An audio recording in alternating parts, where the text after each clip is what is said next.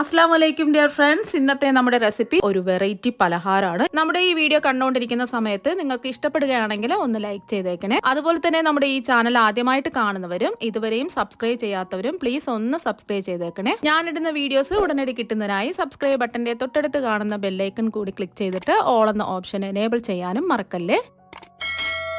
ആദ്യം തന്നെ ഇതിനു വേണ്ടിയിട്ട് ഒരു പാനിലേക്ക് 1/2 ലിറ്റർ പാല് ഒഴിച്ചു കൊടുക്കാം. 250 ml കപ്പിന് 2.25 കപ്പാണ് പാല് ഉള്ളത്.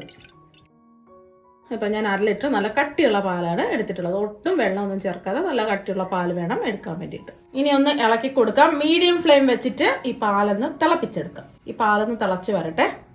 ഇപ്പൊ ദാ പാല് തിളച്ചിട്ടുണ്ട്. ഒന്ന് ഇളക്കി കൊടുക്കാം. ഇനി തിളച്ച പാലിൽ നിന്നും 1/2 കപ്പ് പാല് എടുത്തു മാറ്റാം. 250 ml കപ്പിന് 1/2 കപ്പ് പാല് എടുത്ത് മാറ്റിയിട്ടുണ്ട്. അപ്പൊ ഇത് നമുക്ക് പിന്നീട് ആവശ്യമായിട്ട് വരും. അതുകൊണ്ടാണ് 1/2 കപ്പ് പാല് ഞാൻ എടുത്ത് മാറ്റി വെച്ചത്. ഇനി തിളച്ച പാലിലേക്ക് നമ്മൾ ചേർത്ത് കൊടുക്കുന്നത് പൊട്ടുകടലയാണ്. 250 ml കപ്പിന് 1 കപ്പ് പൊട്ടുകടല ഈ തിളച്ച പാലിലേക്ക് ഇട്ട് കൊടുക്കാം. നമ്മള് മിക്സറിനൊക്കെ ഉപയോഗിക്കുന്ന പൊട്ടുകടല ഉണ്ടല്ലോ, അതാണ് എടുത്തിട്ടുള്ളത്. അപ്പൊ എല്ലാ കടകളിലും ഈ പൊട്ടുകടല വാങ്ങാൻ കിട്ടും. ഒരുപാട് വിലയൊന്നുമില്ല. മീഡിയം ഫ്ലെയിം വെക്കുക, അല്ലെങ്കിൽ ഇത് പൊങ്ങിക്കളയും. മീഡിയം ഫ്ലെയിമിൽ വെച്ചിട്ട് ഈ പാലൊന്ന് വറ്റിച്ചെടുക്കാം. അപ്പൊ ഈ പാലൊന്ന് വറ്റിച്ചെടുക്കുകയും വേണം, ഈ പൊട്ടുകടല ഒന്ന് വെന്ത് കിട്ടുകയും വേണം. അതുപോലെ നമുക്ക് ഇടയ്ക്കൊന്ന് ഇളക്കി കൊടുക്കാം.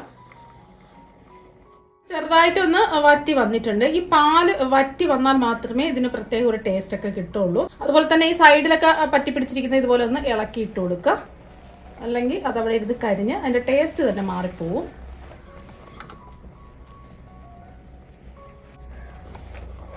ഇനി ഇതിലേക്ക് ചേർത്ത് കൊടുക്കുന്നത് 20 കശുവണ്ടിയാണ്. സ്പ്ലിറ്റ് ചെയ്തെടുത്ത കശുവണ്ടിയാണെന്നുണ്ടെങ്കിൽ 20 എടുത്താൽ മതിയാവും. അല്ലാതെ മുഴുവനോടെയുള്ള കശുവണ്ടിയൊക്കെ ഉണ്ടല്ലോ, അതാവുമ്പോൾ ഒരു 10 ഒക്കെ എടുത്താൽ മതിയാവും. ഇതും കൂടെ ചേർത്ത് കൊടുക്കുമ്പോൾ നല്ലൊരു പ്രത്യേക ടേസ്റ്റ് ആണ് ഇതിന് കിട്ടുന്നത്. അതിന് വേണ്ടിയിട്ടാണ് ഞാൻ കശുവണ്ടി ചേർത്ത് കൊടുക്കുന്നത്.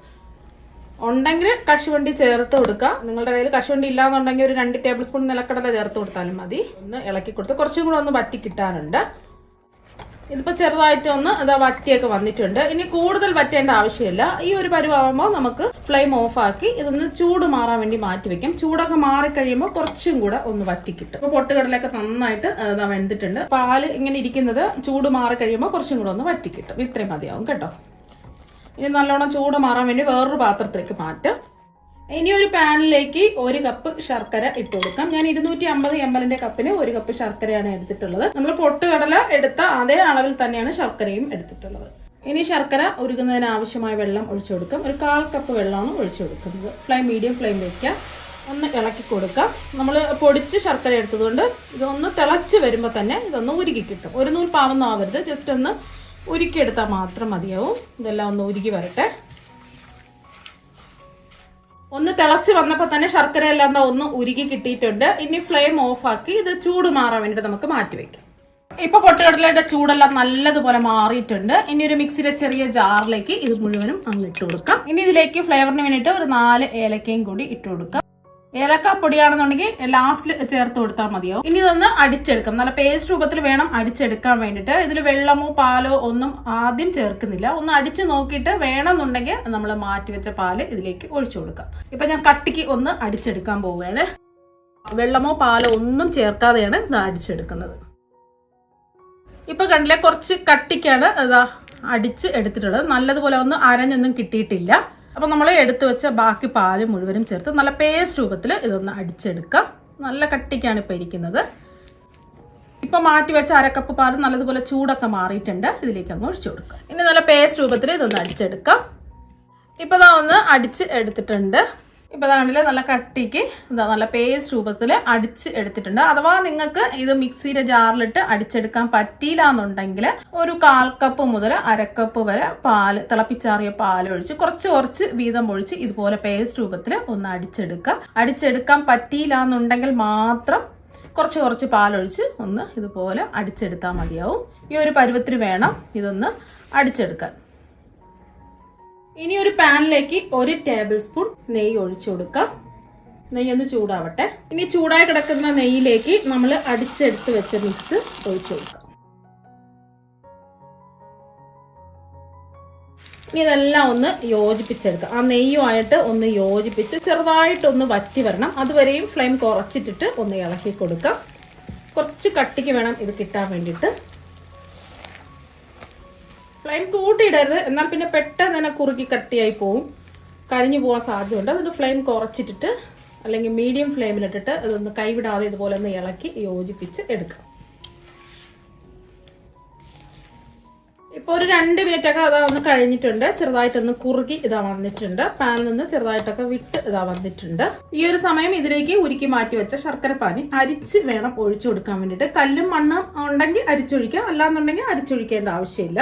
അപ്പോൾ അതാ മുഴുവനും അരിച്ച് ഒഴിച്ചു കൊടുത്തിട്ടുണ്ട്. ഈ വേസ്റ്റ് നമുക്ക് മാറ്റാം. ഇനി ഇതെല്ലാം ഒന്ന് ഇളക്കി യോജിപ്പിച്ചെടുക്കാം. ശർക്കര പാനി ഈ മിക്സും എല്ലാം ഒന്ന് യോജിച്ച് കിട്ടണം. കട്ടകളൊന്നും ഇല്ലാതെ ഒന്ന് മിക്സ് ചെയ്തെടുക്കാം.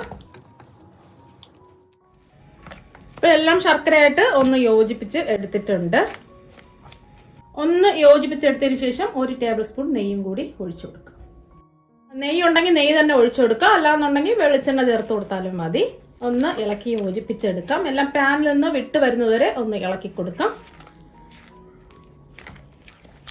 ഫ്ലെയിം മീഡിയം ഫ്ലെയിം വേണം വെക്കാൻ വേണ്ടിയിട്ട്, ഫ്ലെയിം കൂട്ടിയിടരുത്.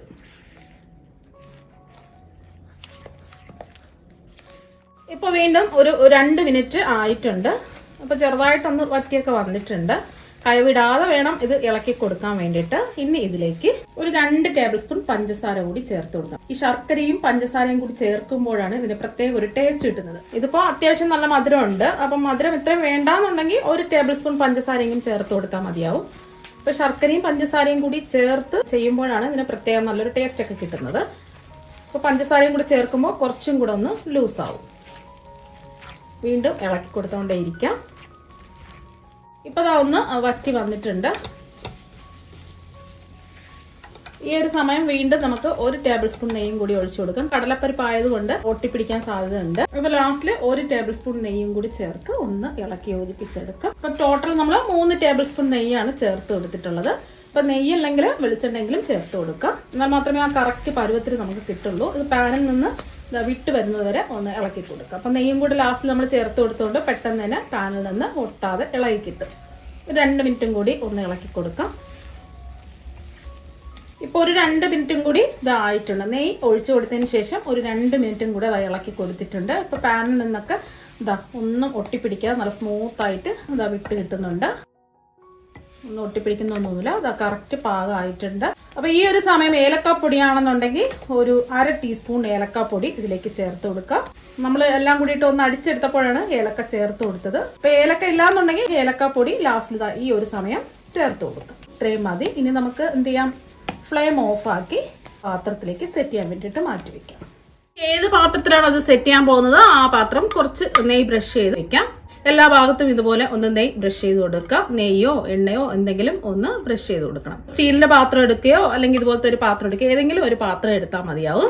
ഇപ്പൊ നെയ്യ് ഒന്ന് ബ്രഷ് ചെയ്ത് കൊടുത്തിട്ടുണ്ട്. ഏത് പാത്രത്തിലാണോ നെയ്യ് ബ്രഷ് ചെയ്ത് വെച്ചിട്ടുള്ളത് അതിലേക്ക് ചൂടോടുകൂടി തന്നെ ഇട്ട് കൊടുക്കാം. ആ ചൂടോടുകൂടി തന്നെ ഇതുപോലെ ഒന്ന് പ്രസ് ചെയ്ത് എല്ലാ ഭാഗവും ഒന്ന് നന്നായിട്ട് ലെവൽ ചെയ്തെടുക്കാം. ഒരു സ്പാച്ചിൽ വെച്ചോ ഒരു സ്പൂൺ വെച്ചോ എല്ലാ ഭാഗവും ഇതുപോലെ ഒന്ന് ലെവൽ ചെയ്തെടുക്കണം. ഇപ്പൊ എല്ലാം ഒന്ന് നന്നായിട്ട് ലെവൽ ചെയ്ത് എടുത്തിട്ടുണ്ട്. ഇനി ഇപ്പൊ എടുക്കരുത്, നല്ലതുപോലെ ചൂട് മാറാൻ വേണ്ടിട്ട് നമുക്ക് ഇത് മാറ്റി വെക്കാം. ചൂട് മാറിയതിന് ശേഷം മാത്രമേ എടുക്കാവൂ. നല്ലതുപോലെ ഇതിന്റെ ചൂടൊക്കെ മാറണം, അതുവരെ ഒന്ന് വെയിറ്റ് ചെയ്യാം.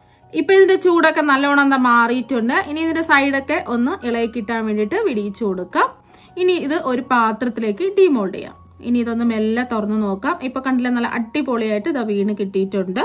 ഇനി ഇത് ഇഷ്ടമുള്ള ഷേപ്പിൽ നമുക്ക് കട്ട് ചെയ്തെടുക്കാം. ഇപ്പൊ കണ്ടില്ലേ, നല്ല പെർഫെക്റ്റ് ആയിട്ട് ഇത് കിട്ടിയിട്ടുണ്ട്. നല്ല സോഫ്റ്റ് ആണ്, വായിലിട്ടാൽ തന്നെ അല്ലിഞ്ഞിറങ്ങും, അത്രയ്ക്കും നല്ല സോഫ്റ്റ് ആണ്.